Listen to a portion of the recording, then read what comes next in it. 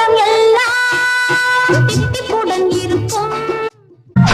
மானே மானே மானே உன்னைத்தானே போய் வா நதி அலையே, இவள் பூச்சூடும் நாள் பார்த்து வா.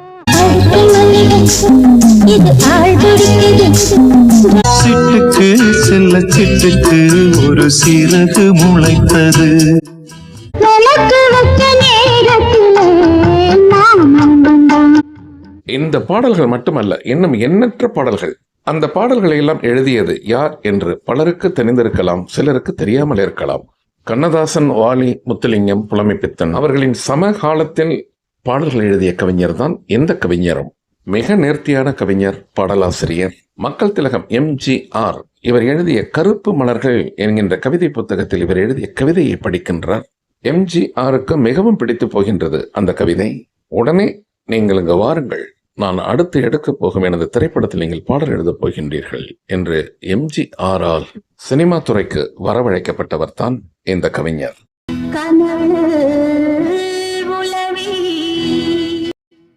அந்த அற்புதமான கவிஞர் வேறு யாரும் அல்ல நேயர்களே, நா. காமராசர் அவர்கள். கருப்பு மலர்கள் என்கின்ற ஒரு கவிதை புத்தகம், நிறைய கவிதைகள் நிரம்பிய புத்தகம் அது. அதில் ஒரு கவிதை எம்ஜிஆரை கவர்ந்திருக்கிறது. நமது அடுத்த படத்திற்கு இவரை வைத்து ஒரு பாடல் எழுதச் சொன்னால் என்ன என்று எம்ஜிஆர் ஆரம் வீரப்பனிடம் கேட்கின்றார். ஆரம் வீரப்பன் தான் அந்த படத்தை தயாரிக்கின்றார், சத்யா மூவிஸ் என்கின்ற பெயரில். திரைப்படம் இதயக்கனி. எம்ஜிஆர் ராதா சலூஜா என்கின்ற ஒரு வங்காள நடிகை ஹீரோயினாக நடிக்கின்றார் அந்த திரைப்படத்தில். அதுவல்ல நமக்கு செய்தி, நா. காமராசர் அவர்களுக்கு ஒரு பாடல் ஒதுக்கப்படுகிறது இதயக்கனி என்கின்ற திரைப்படத்தில். அந்த பாடல்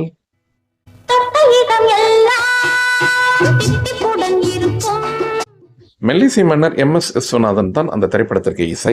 மொத்தம் 6 பாடல்கள் அந்த திரைப்படத்தில். மற்ற பாடல்களை எல்லாம் புலமைப்பித்தனும் வாலியும் எழுதினார்கள். ஒரே ஒரு பாடல் நா. காமராசருக்காக ஒதுக்கப்படுகிறது.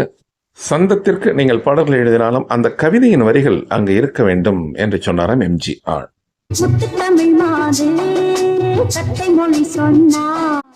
ஒரு மிகப்பெரிய அதிர்ஷ்டம் தானாக தனக்கு வரும் என்று அவர் எதிர்பார்க்கவில்லை. இருந்தாலும் ஒரு ஃப்ரீலான்சராக இருந்து கவிதைகள் எழுதுவதில் தான் ஆர்வமாக இருந்திருக்கின்றார் நா. காமராசர். இந்த பாடல் வெற்றி பெற்றவுடன் அடுத்து நிறைய சினிமாவிற்காக பாடல்கள் எழுத ஆரம்பித்து விட்டார் நா. காமராசர். நேயர்களே, நா. காமராசர் எழுதிய பாடல்களை அடுத்தடுத்து நாம் கேட்டுக்கொண்டே அவர் எப்படி சினிமாவிற்கு வந்தார், அவருடைய ஏர்லி லைஃப், படித்து பட்டம் பெற்று கல்லூரியில் பேராசிரியராக இருந்து பிறகு அரசு வேலைக்கெல்லாம் வந்து அதையும் விட்டுவிட்டு சினிமா துறைக்கு ஏன் வந்தார், அவர் பட்ட கஷ்டங்கள், அவர் கண்ட இன்பங்கள் அனைத்தையும் இந்த வீடியோவில் நாம் காண்போம் நேயர்களே.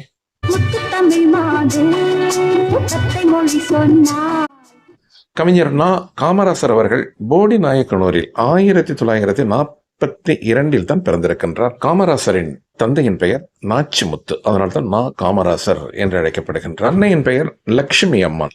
தமிழ் இலக்கியம், இளங்கலை, முதுகலை இரண்டையும் முடித்தவர் நா. காமராசர். மதுரை தியாகராஜர் கலைக்கல்லூரியில் தான் இவர் பட்டங்களை முடித்திருக்கின்றார். முதலில் இவருக்கு கிடைத்த பணி தமிழ் இலக்கிய விரிவுரையாளர். ஹாஜி கருத்த ராவுத்தர் கலைக்கல்லூரி உத்தமபாளையத்தில் உள்ளது. அங்குதான் இவர் பணியமர்த்தப்பட்டார். மிகச்சிறந்த தமிழ் விரிவுரையாளராக பணியாற்றி இருக்கின்றார் நா. காமராசர் அந்த கலைக்கல்லூரியில். இளம் வயதில் இருந்தே கவிதைகள் எழுதுவதில் அவர் ஆர்வம் காட்டியிருந்தாலும் இந்த பணிக்கு வந்த பிறகுத்தான் அவர் முழுமையான கவிதைகள் எல்லாம் எழுத ஆரம்பித்தாராம். ஸ்டே டியூன்ட் நேயர்களே, அவர் எழுதிய அடுத்த பாடலை கேட்டுக்கொண்டே நாம் அவருடைய கதையை தொடர்வோம்.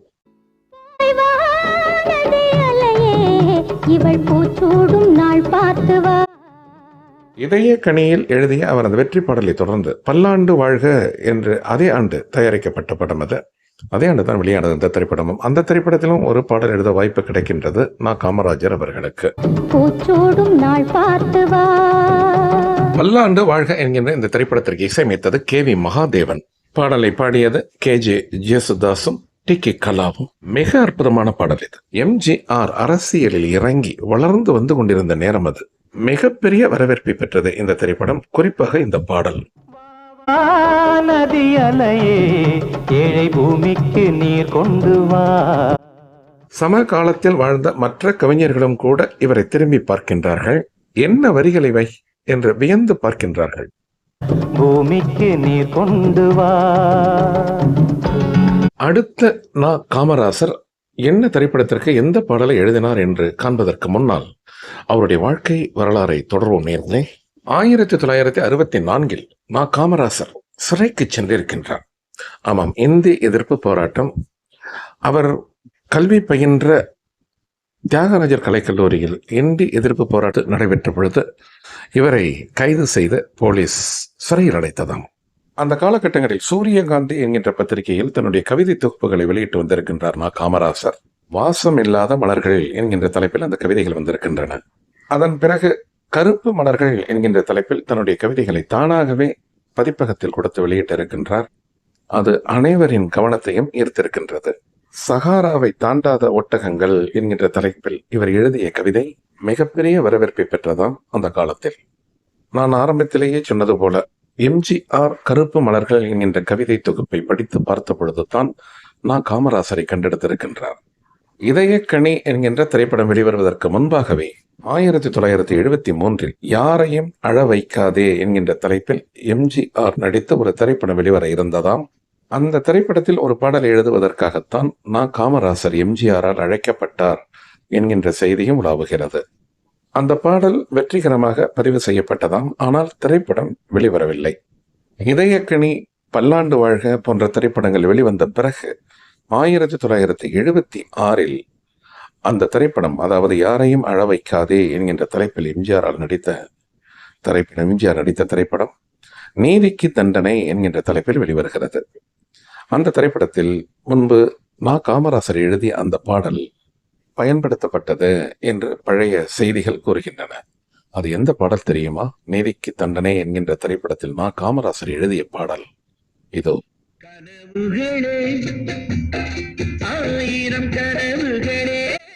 திரைப்படம் நீதிக்கு தண்டனை 1976 தான் அந்த திரைப்படம் வெளிவருகிறது. 73 நா. காமராசரால் எழுதப்பட்ட இந்த பாடல் 3 ஆண்டு காலம் கழித்து 76 தான் வெளிவந்தது.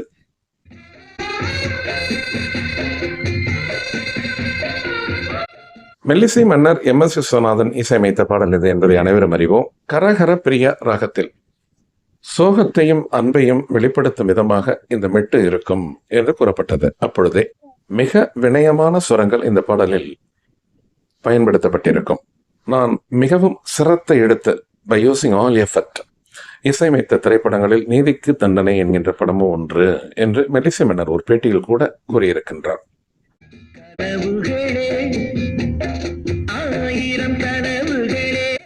கவிஞர் நா. காமராசர் எழுதிய அந்த கவிதையை கொஞ்சம் கூட மாற்றாமல் சந்தங்களை அட்ஜஸ்ட் செய்து மெட்டமைத்தார் MS விஸ்வநாதன் என்றெல்லாம் கூறுகிறார்கள் அக்காலத்து இசைக்கலைஞர்கள். T.M. சௌந்தரராஜன், P. சுசீலா ஆகியோர் பாடிய பாடல் இது. மிகவும் அழகாக பாடியிருப்பார்கள் இந்த பாடலை.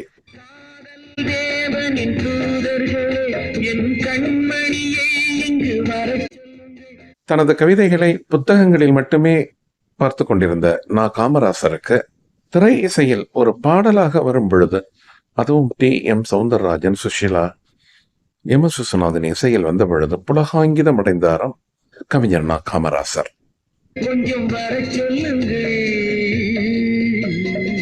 இந்த பாடலின் பல்லவியில் ஒரு விசேஷம் என்னவென்றால், ஒரே வரிகள் தான். சுஷீலா அதே பல்லவியை பாடும் பொழுது அவர் வேறு ஸ்வரங்களில் பாடுவார். அவ்வாறு மெட்டமைத்திருப்பார் மெல்லிசை மன்னர்.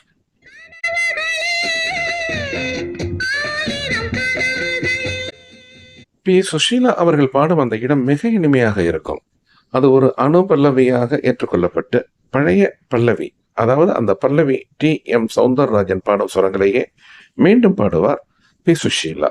பாடலை தனியாக ஒலிக்க விட்டு நீங்கள் ரசித்து பாருங்கள் நேயர்களே.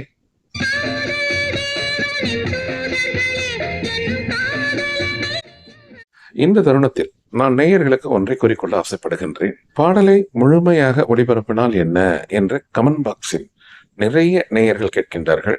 அது மட்டுமல்ல, திட்டமும் செய்கின்றார்கள்.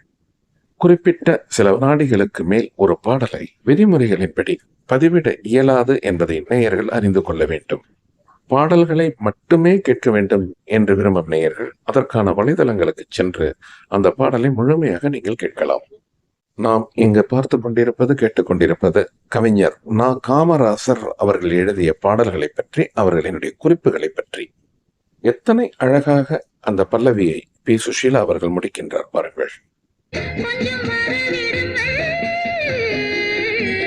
நீதிக்கு தண்டனை என்கின்ற படத்தில் நான் காமராசர் எழுதிய இந்த பாடலை அடுத்து என்ன பாடலை எழுதினார் என்பதை எல்லாம் பார்க்கும் நேயர்களே. அதற்கு முன்பு கவிஞர் நான் காமராசுவை பற்றி கவிஞர் வைரமுத்து கூறிய ஒரு புகழாரச் செய்தி. தன் கால்களில் ரத்தம் கசிய கசிய பழைய முட்பாதைகளில் முன்னேறி இந்த உலகிற்கு புது கவிதைகளை படைத்தவன் நான் காமராசன். இதை மூர்ச்சை அடைந்தவன் கூட மறந்துவிடக் கூடாது என்று புகழாரம் சூட்டினாராம் வைரமுத்து நான் காமராசரை பற்றி. ஊருக்கு உழைப்பவன் என்ற திரைப்படம் எம்ஜிஆர் நடித்த திரைப்படம் தான். அதுவும் 1976 தான் வருகின்றது. அதில் ஒரு பாடல் எழுதியிருக்கின்றார் நான் காமராசர். ஜேசுதாஸ் பாடுவார் அந்த பாடலை. ஆஹா,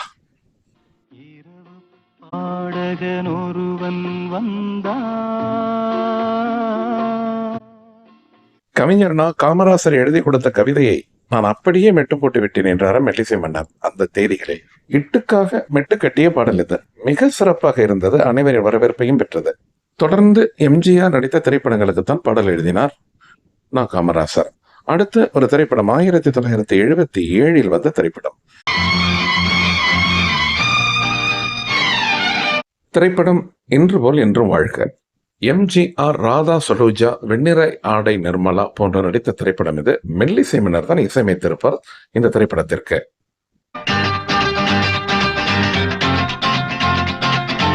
அந்த காலகட்டத்தில் இலங்கை வானொலி தினம்தோறும் ஒளிபரப்பியது இந்த பாடலை. B சுஷீலாவும் சசிரேகாவும் TM. சௌந்தரராஜனுடன் இணைந்து பாடிய பாடல் இது. எம்ஜிஆர் முதலமைச்சரான பிறகு அவரது அமைச்சரவையில் இருந்த காளிமுத்து அவர் எழுதிய கதை வசனம் எழுதினார் இந்த திரைப்படத்திற்கு. கே. சங்கர் என்பவர் தான் இந்த திரைப்படத்தை இயக்கியிருப்பார். சினிமா பாடல்களுக்கு சந்தங்களுக்கு பாடல் வரிகள் எழுதுவது என்பதை நான் மெல்லிசை மன்னரிடம் தான் நான் கற்றுக்கொண்டேன். அதற்கு உறுதுணையாக இருந்தவர் புரட்சி தலைவர் எம்ஜிஆர் தான் என்று அடிக்கடி கூறுவாராம் கவிஞர் நா. காமராசர். அந்த பாடல் இன்று போல் என்றும் வாழ்க என்கின்ற திரைப்படத்தில் இடம்பெற்றது. அடுத்து ஒரு திரைப்படம் நவரத்தினம் என்ற ஒரு திரைப்படம். ஏ.பி. நாகராஜ் தான் அந்த திரைப்படத்தை கதை வசனம் எழுதி இயக்கியிருப்பார். 77 வந்த திரைப்படம் தான் அது. அதில் ஒரு பாடல் சுசிலா தான் பாடியிருந்தார். அந்த பாடலை மிக அற்புதமாக எழுதியிருப்பார் வரிகளை நா. காமராசர். அந்த பாடல் இந்த பாடல் ஒலிக்காத இடமே இல்லை என்று சொன்னால் அது மிக இல்லை. எங்கு பார்த்தாலும் கிராமபோன்களில் இந்த பாடல் தான் ஒலிக்கும். அப்பொழுது நவரத்தினம் என்கின்ற இந்த திரைப்படத்திற்கு இசை அமைத்தவர் குன்னக்குடி வைத்தியநாதன் அவர்கள். பாடல்கள் பிரபலமாகின. ஆனாலும் எம்ஜிஆர் நடித்த திரைப்படங்களில் அந்த அளவுக்கு ஒரு வசூலை எட்டாத திரைப்படம் இது. இன்னும் சொல்ல போனால் இது வெற்றி அடையாத ஒரு திரைப்படம் என்று கூட கூறலாம்.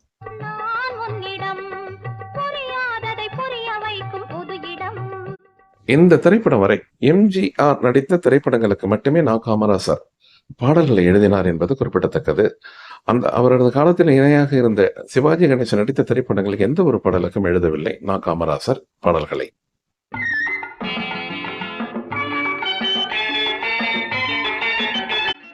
சொல்லப்போனால் எம்ஜிஆருக்காக நா. காமராசர் எழுதிய கடைசி பாடல் இந்த பாடல் தான். அதன் பிறகு ஒரு 5 ஆண்டு காலம் இவர் சினிமா துறையில் பாடல்கள் எழுதவில்லை என்று கூறப்படுகிறது. பிறகு 1982 ஒரு திரைப்படம்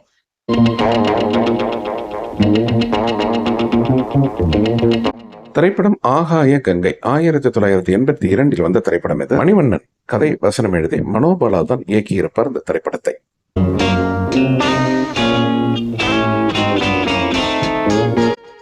நான்காவது இசையமைப்பாளருக்காக பாடல் எழுதப் போகின்றார் இந்த திரைப்படத்தில் நா. காமராசர். முதலில் M.S. விஸ்வநாதன், K.V. மகாதேவன், குன்னக்குடி வைத்தியநாதன், அதன் பிறகு இளையராஜாவின் மெட்டுக்குத்தான் பாட்டு எழுதியிருக்கிறார் இந்த பாடல். அது திரைப்படம் ஆகாய கங்கை. முன்பே சொன்னேன், நா. காமராசரின் வரிகளை இளையராஜாவின் இசையில் பாடியவர் மலேசியா வாசுதேவன். இந்த திரைப்படத்தில் மொத்தம் 5 பாடல்கள். இளையராஜா இசையமைத்த பாடல்கள். அந்த காலத்தில் எல்லாமே ஹிட் ஆகி கொண்டிருந்தன. இந்த திரைப்படம் இளையராஜாவிற்கு ஒரு ஏமாற்றத்தை தான் தந்தது.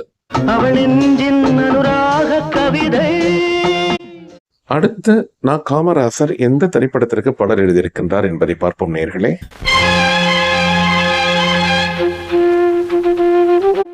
மிகவும் புகழ்பெற்ற பாடல் இது. திரைப்படம் வெள்ளை ரோஜா.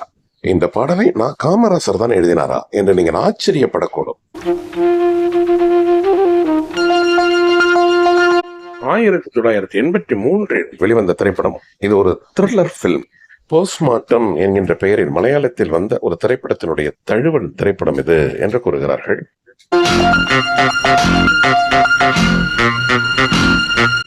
நடிகர் திலகம் சிவாஜி கணேசன், பிரபு, சுரேஷ், அம்பிகா, ராதா போன்ற நட்சத்திரங்கள் நடித்த மிக மிக மிக வெற்றியை தந்த திரைப்படம் இது. ஜெகநாதன் இயக்கிய இந்த திரைப்படத்திற்கு இளையராஜா தான் இசையமைத்திருந்தார்.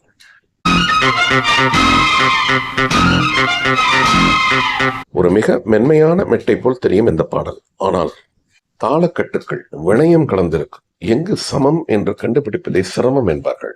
மிக நேர்த்தியான வரிகளை கொண்டு எழுதியிருந்தார் நான் காமராசர் இந்த பாடலுக்கு.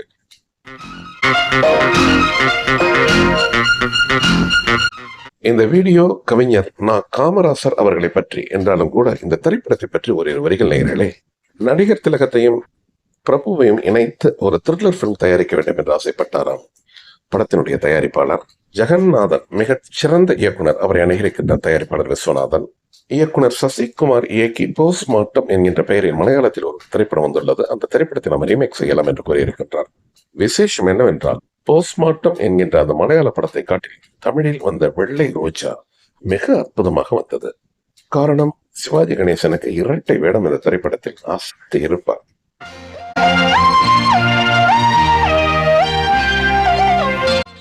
நான் காமராசர் எழுதி அந்த பாடலை பாடியது எஸ்.பி. பாலசுப்ரமணியமும் எஸ். ஜானகியும். இந்த பாடலின் ஆரம்பத்திலிருந்து பல்லவி போர்ஷன் முடியும் வரை மிக சிக்கலான தாளக்கட்டுகளை கொண்டிருக்கும். அதை சமாளித்து பாடியிருப்பார்கள் எஸ்.பி.யும் ஜானகி.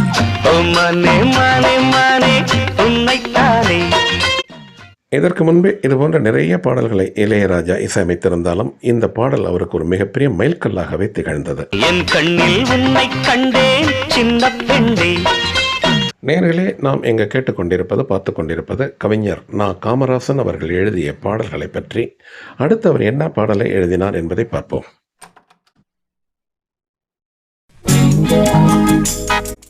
திரைப்படம் தங்கமகன் 1983 வெளியான திரைப்படம். அது தீபாவளி அன்று ரிலீஸ் ஆனது. இந்த திரைப்படம் சூப்பர் ஸ்டார் ரஜினிகாந்த், பூர்ணிமா ஜெயராம், சில்க் சுமிதா போன்ற நடித்த திரைப்படம் இது. ஜெகநாதன் தான் இயக்கியிருப்பார் இந்த திரைப்படத்தை. ஒரே நேரத்தில் 2 படங்களை இயக்கினார்.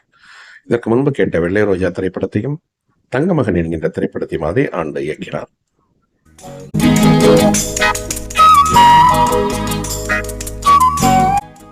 இசைஞானி இளையராஜா இந்த பாடலுக்கு தத்தகரம் சொல்லும் பொழுது ஒரு 10 நிமிடங்களில் அந்த வரிகளை எழுதி தந்தாராம் நான் காமராசர்.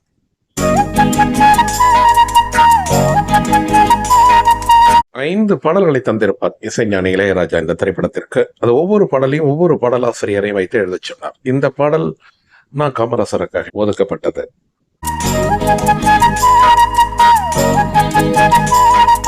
இளையராஜா தமிழ் இசைத்துறைக்கு வந்து 7 ஆண்டுகள் தான் ஆகியிருந்தன இந்த திரைப்படம் வெளிவரும் பொழுது.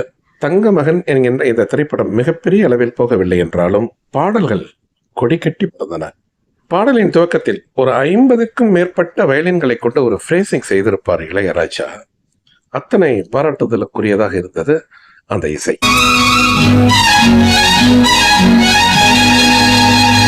ஜானகியும் எஸ்.பி.பியும் மிக சிறப்பாக பாடியிருப்பார்கள் இந்த பாடலை. சொல்லப்போனால் இவர்கள் இருவரும் பாடிய அந்த ரொமான்டிக் சாங்ஸ் ஆல்பத்தில் முதலிடம் வகிக்கும் பாடல் இது.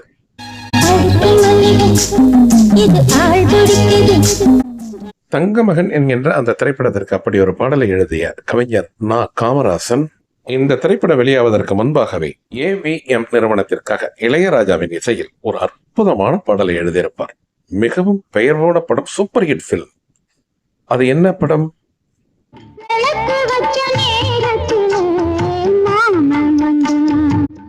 திரைப்படம் முந்தானே முடிச்சோம். வசூலில் மிகப்பெரிய சாதனை செய்த படம். இளையராஜாவின் இசைக்காக நான் காமராசர் இந்த பாடலை எழுதினார் என்பது நிறைய பேருக்கு தெரியாது. சந்தத்தில் எந்த ஒரு பிழையும் இல்லாமல் நான் காமராசன் இளையராஜா இசைக்காக இந்த பாடலை எழுதி முடித்து விட்டார். அதன் பிறகு ஓரிரு வரிகளை மாற்றிச் சொன்னார்களாம் நான் காமராசனிடம். காரணம், இளையராஜாவிற்கும் பாக்கியராஜிற்கும் ஒரு சிறு வாக்குவாதம், ஒரு பிணக்கு. விரைந்து நின்னு பார்க்கையிலே தாகம் வந்தா.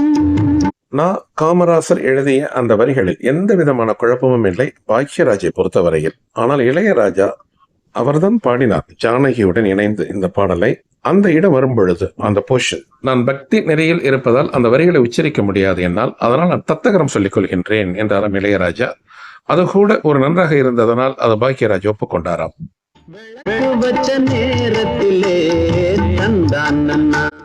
ஒரு சூப்பர் டூப்பர் ஹிட் ஆனது இந்த பாடல். திரைப்படமோ பாக்ஸ் ஆபீஸ் ஹிட். அதன் பிறகு மெல்ல பேசுங்கள் என்ற திரைப்படம் சந்தான பாரதியும் வாசுவும் இணைந்து இயக்கிய முதல் திரைப்படம் இதுதான் என்கின்றார்கள். அந்த திரைப்படத்தில் இசைஞானி இளையராஜாவின் பாடலுக்காக ஒரு பாடலை எழுதியிருப்பார் நான் காமராசர். அது எந்த பாடல் தெரியுமா? காதல் சாகாது,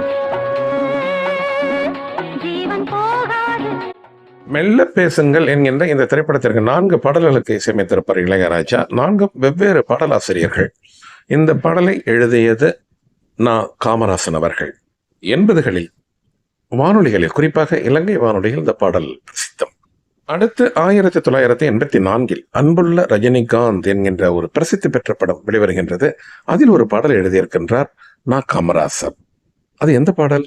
முத்துமணி சுடரே வா.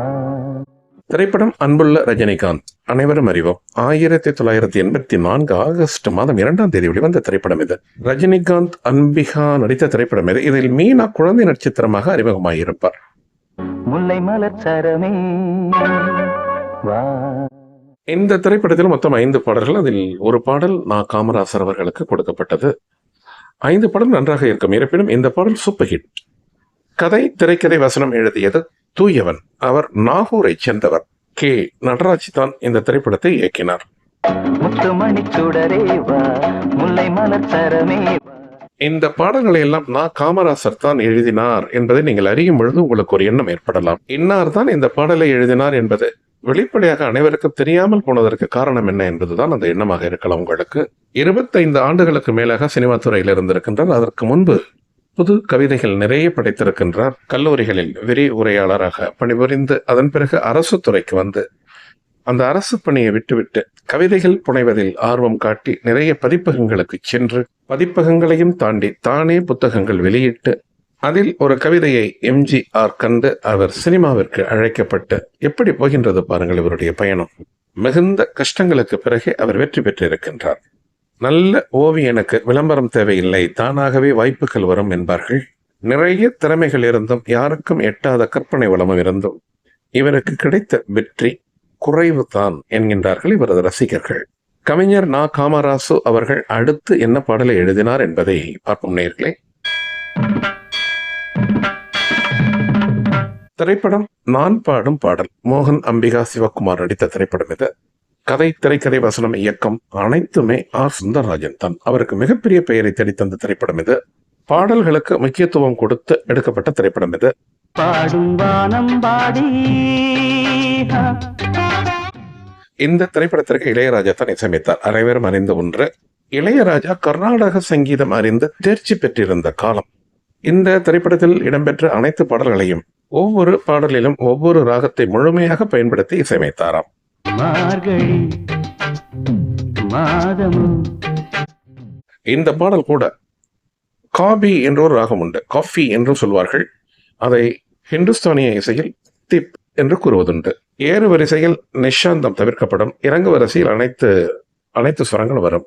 மதிய நேரங்களில் இந்த ராகத்தினுடைய ஆலாபனைகளை கேட்டோமானால் மனதிற்கு அமைதி கிடைக்கும் என்கின்றார்கள் சங்கீத விற்பனர்கள்.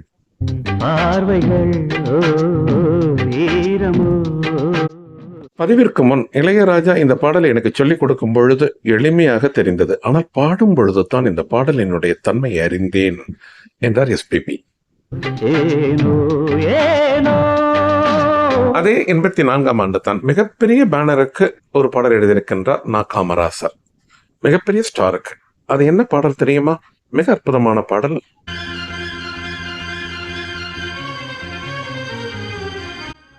நேயர்களே, நான் இந்த திரைப்படத்தை சென்னை மகாராணி திரையரங்கில் முதல் காட்சி பார்த்தேன். நீங்கள் எந்த ஊரில் எந்த திரையரங்கில் இந்த திரைப்படத்தை பார்த்தீர்கள் என்று கமெண்ட் பாக்ஸில் குறிப்பிடவும். நல்லவனுக்கு நல்லவன் ரஜினியின் மிகச்சிறந்த படங்களில் இதுவும் ஒன்று.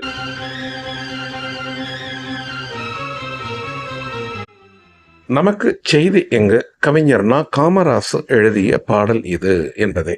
அனைத்து பாடல்களுமே சூப்பர் ஹிட். இருப்பினும் இந்த பாடல் ஒரு பொக்கிஷமாகவே கீர்த்தனையாகவே திகழ்ந்தது.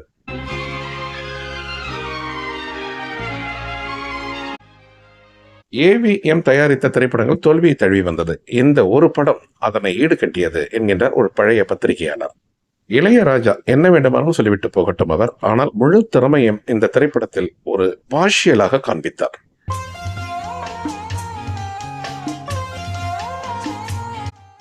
மொத்தத்தில் இந்த திரைப்படத்தில் பங்கேற்ற அனைத்து கலைஞர்களுக்கும் மிகப்பெரிய புகழையும் பொருளையும் தந்த திரைப்படம். தர்மத்துமோடு என்கின்ற ஒரு தெலுங்கு படம் 1982 வெளிவந்தது. திரைக்கதையில் மற்றும் சில மாற்றங்களை எல்லாம் செய்து ரீமேக் செய்தார்கள் இந்த திரைப்படத்தை. விசு தான் இந்த திரைப்படத்திற்கு திரைக்கதை எழுதியிருப்பார். இயக்கியது SP முத்துராமன். நல்லவனுக்கு நல்லவன் என்கின்ற பெயர் வைத்தது கூட விசு தானா.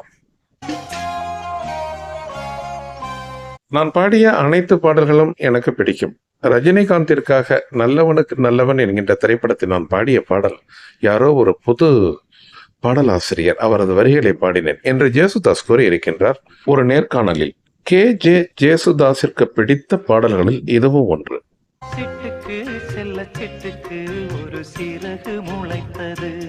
நல்லவனுக்கு நல்லவன் என்கின்ற திரைப்படத்தில் நா. காமராசர் எழுதிய பாடல் அவருக்கு மிகப்பெரிய புகழை தந்தாலும் அதன் பிறகு நிறைய பாடல்களை எழுதினார் தான்.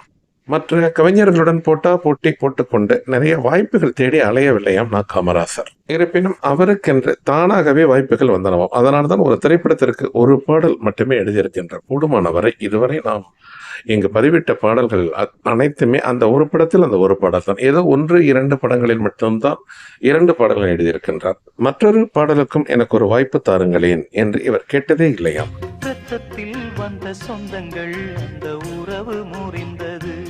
விருதுகள் வாங்குவதை மிக பெருமையாக கருத மாட்டாராம் நா. காமராசர்.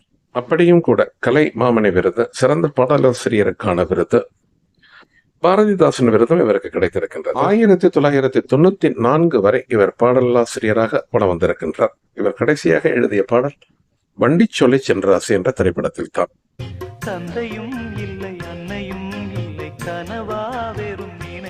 நா. காமராசு அவர்களுடைய வாழ்க்கை துணையின் பெயர் லோகமணி. இவருக்கு தைப்பாவை என்கின்ற மகனும் திலீபன் என்கின்ற மகனும் இருக்கின்றார்கள். அரசியலில் ஆர்வமாக இருந்திருக்கின்றார். முதலில் திமுகவில் இருந்தவர், பிறகு அதிமுக சென்றிருக்கின்றார்.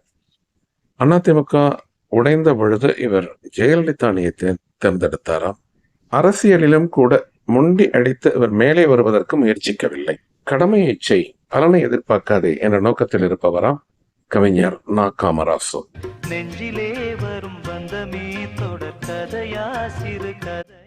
இன்னும் நிறைய இவரை பற்றி சொல்லிக்கொண்டே போகலாம். ஒரு சாந்தமான பாந்தமான மனிதர், அதே சமயத்தில் உறுதியுடன் செயல்படுவார் எதிலும் என்கிறார்கள் இவரிடம் நெருங்கி பழகியவர்கள். இவருடைய திறமையையும் ஆற்றலையும் கண்டு MG ராமச்சந்திரன், அதாவது MGR அப்பொழுது முதலமைச்சராக இருந்த பொழுது கதர் கிராம வாரிய துணைத் தலைவராக இவரை நியமித்திருக்கின்றார்.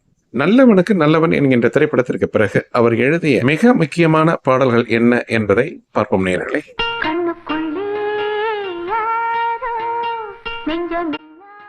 என்றொரு பாடல், இது கை கொடுக்கும் கை என்கின்ற திரைப்படத்தில் வெளிவந்த பாடல். நா. காமராசர் எழுதியது. சின்ன வீடு என்ற மிக பிரபலமான திரைப்படம், அது பாக்கியராஜ் நடித்து வெளிவந்த திரைப்படம். அந்த திரைப்படத்தில் ஓப்பனிங் சாங்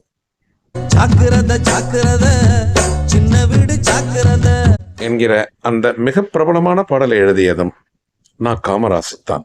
இந்த பாடலை எழுதும்போது பாக்கியராஜ் அவர்கள்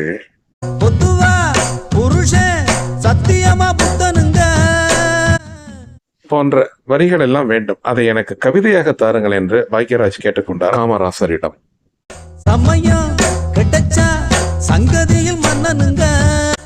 அடுத்து கமல்ஹாசன் நடித்து வெளிவந்த காக்கி சட்டை என்கின்ற திரைப்படத்தில் ஒரு பிரபலமான பாடலை எழுதியிருப்பார் நா. காமராசு.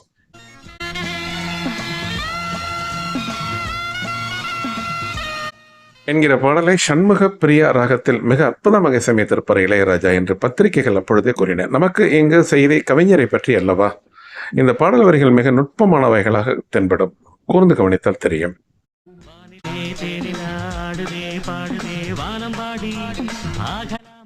சற்றேறக்குறைய அனைத்து பாடல்களும் ஹிட் இந்த திரைப்படத்தில் என்றாலும் கூட இந்த பாடல் மிகவும் பிடிக்குமாம் கமல்ஹாசனுக்கு. காரணம், ராஜாவினுடைய அந்த இசை மற்றும் வரிகள் ஒரு வெட்டு நடனமாக இருக்கும் என்று ஒரு பேட்டியில் கூறியிருக்கின்றார் கமல்ஹாசன்.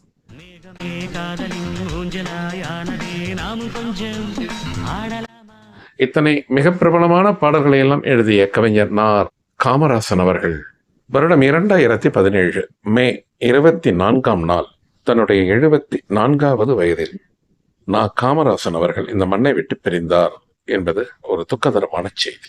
நன்றி நேயர்களே, மற்றொரு நிகழ்வில் நாம் சந்திப்போம். அதுவரை உங்கள் அனைவருக்கும் அன்பு வணக்கம் கூறி விடைபெற்றுக் கொள்வது உங்கள் மகேந்திரன் குளோபல் டிவியில் இருந்து. நன்றி, வணக்கம். ஆசை மீதும் நேரமே ஆடை நான் தான்